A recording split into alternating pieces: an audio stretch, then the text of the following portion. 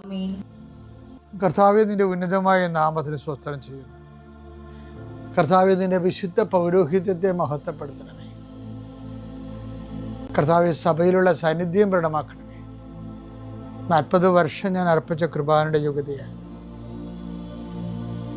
കൃപാസ്ഥാനത്താറെ ജീവനോടെ പ്രത്യക്ഷപ്പെട്ട പരിശുദ്ധ അമ്മയുടെ മാധ്യസ്ഥത്തിൽ ഈ പ്രാർത്ഥന പ്രതീക്ഷിച്ചുകൊണ്ട് ലോകം മുഴുവനും വിവിധ സ്ഥലങ്ങളിൽ ജാഗ്രതയോടെ ഇരിക്കുന്ന ഓരോ മകൻ്റെ മേലും മകളുടെ മേലും കർത്താവേ, നിന്റെ തിരുമുറുവാർന്ന വലതുകരം ആണിപ്പെടുന്ന അത്ഭുതകരം വെക്കണമെന്ന് പ്രാർത്ഥിക്കുന്നു.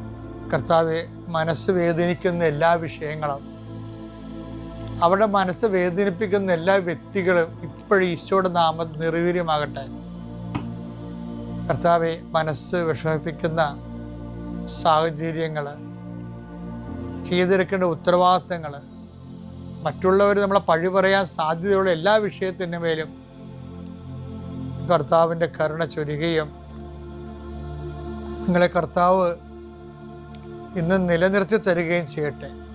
നിങ്ങൾ പോകുന്ന വഴികൾ, കണ്ടുമുട്ടുന്ന വ്യക്തികൾ, ചെയ്യുന്ന കാര്യങ്ങൾ, യാത്ര ചെയ്യുന്ന വാഹനങ്ങൾ, ഒപ്പിടുന്ന പേപ്പറുകൾ, കൈമാറുന്ന രേഖകൾ, കഴിക്കുന്ന മരുന്ന് എല്ലാം മാതാവിൻ്റെ മധ്യസ്ഥതയിലെ യേശുനാമത്തിൽ അനുഗ്രഹിക്കപ്പെടുകയും നീ ദൈവത്തെ അനുഭവിക്കാൻ ഇന്ന് നിന്നെ സഹായിക്കുകയും ചെയ്യട്ടെ.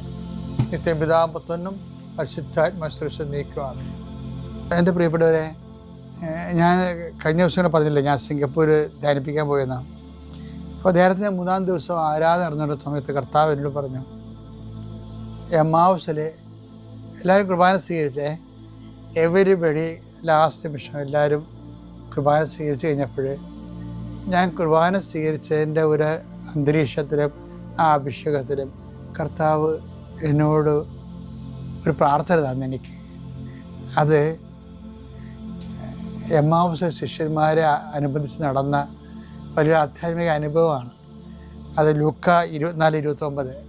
അവർ അവനെ നിർബന്ധിച്ചുകൊണ്ട്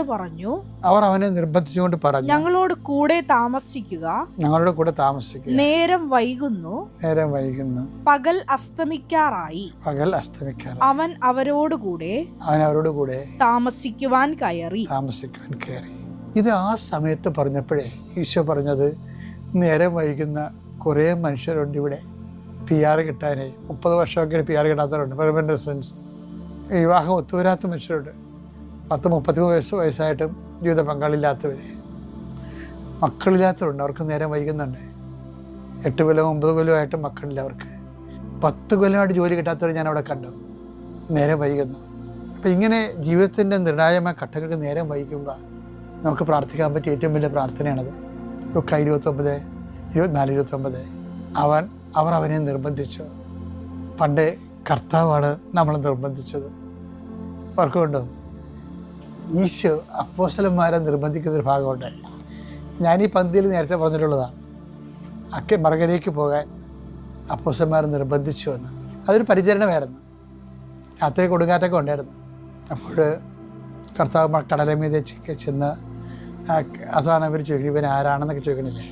അപ്പോൾ അതുപോലെ ചില നിർബന്ധങ്ങൾ ഈ ദൈവത്തോട് നമുക്കും ആകാവുന്നുള്ളതാണ്. ആ സുവിശേഷം അവസാനിക്കുമ്പോൾ പറയുന്നത് എന്താ പറയണത്? ലൂക്ക പറയണത്, നേരം വൈകുന്നു, അവൻ ഞങ്ങളോടൊത്ത് വസിക്കാൻ, ഞങ്ങളോട് താമസിക്കുക എന്ന് പറഞ്ഞുകൊണ്ട് അവരവനെ നിർബന്ധിച്ചു. അപ്പം പ്രാർത്ഥനയിൽ ചിലർ നിർബന്ധമായിട്ടൊക്കെ പ്രാർത്ഥിക്കുമ്പോഴേ എനിക്ക് ദേഷ്യം വരും. ഒരു സാക്ഷ്യം കേൾക്കും, ഞാൻ കർത്താവിനെ നിർബന്ധിച്ചു, കാലെ കെട്ടി വീണുന്ന വിധത്തിൽ ഞാൻ കർത്താവിനെ ഇരിക്കാൻ അനുവദിച്ചില്ലെന്നൊക്കെ പറയും. അങ്ങനെയൊക്കെ പറയുന്ന ആൾക്കാരുണ്ട്. അങ്ങനെയൊക്കെ പറയാം. പക്ഷേ അത്രയും നമ്മുടെ ആധ്യാത്മിക ജീവിതത്തിൽ ചുമ്മാ വായിട്ടുന്നൊക്കെ തെക്ക് വടക്ക് നടന്ന് വെച്ചും കർത്താവിനെ നിർബന്ധിക്കുന്നൊരു കാര്യമില്ലേ. അതാണ് എനിക്ക് ജസ്റ്റ് ദേഷ്യം വരുന്നത്. പക്ഷേ ദൈവത്തിന് വേണ്ടി ജീവിച്ചതിന് ശേഷം സത്യസന്ധമായൊരു കാര്യത്തിന് വേണ്ടി നമുക്ക് ദൈവത്തെ നിർബന്ധിക്കാൻ തെറ്റില്ല. അതാണ് ഇവർ ചെയ്തത്, അമാവാസ്യ ശിഷ്യന്മാർ. പക്ഷേ എൻ്റെ വിഷയം അതല്ല. കർത്താവ് എന്ന് സിംഗപ്പൂർ വെച്ച് പറഞ്ഞത്, എന്തെങ്കിലും കാര്യത്തിന് താമസിച്ചു പോയാൽ, ജീവിതം, വീട്, ജോലി, വിവാഹം, ഇനി മാനസാന്തരം, എന്തെങ്കിലും കാര്യത്തിന് താമസിച്ചു പോയാൽ, ഉടമ്പടി എടുത്തിട്ടും നമ്മൾ ശരിയാകുന്നില്ല, വൈകുന്നു, ദൈവാനുഭവത്തിന് വൈകുന്നു എന്ന് തോന്നിയാൽ പിന്നെ ഒറ്റ പ്രാർത്ഥനയേ ഉള്ളൂ. എന്താണ്? നാഥ, ഞങ്ങളോടൊത്ത് താമസിക്കുക. നിൻ്റെ അനുഗ്രഹങ്ങളല്ല വേണ്ട, ഞങ്ങൾക്ക് നിന്നെയാണ് വേണ്ടതെന്ന്. അപ്പോൾ ഉടമ്പടി പക്കായിട്ട് പാലിച്ചു കഴിയുമ്പോൾ നമുക്ക് ദൈവത്തിൻ്റെ അനുഗ്രഹത്തിന് പകരം ദൈവത്തെ തന്നെ കിട്ടും. പിന്നെ ഞാൻ ഇന്നലെ പറഞ്ഞതുപോലെ അത് ഈശോ തന്നെ നമ്മൾ നിന്നുകൊണ്ട് അവൻ്റെ പ്രവൃത്തികൾ ചെയ്യും, വലിയ കാര്യങ്ങൾ ചെയ്യും. വൈകുമ്പോൾ പ്രാർത്ഥിക്കേണ്ടത് അനുഗ്രഹിക്കണമെന്നല്ല, മറിച്ച് ഞങ്ങളുടെ കൂടെ താമസിക്കണമെന്നാണ്.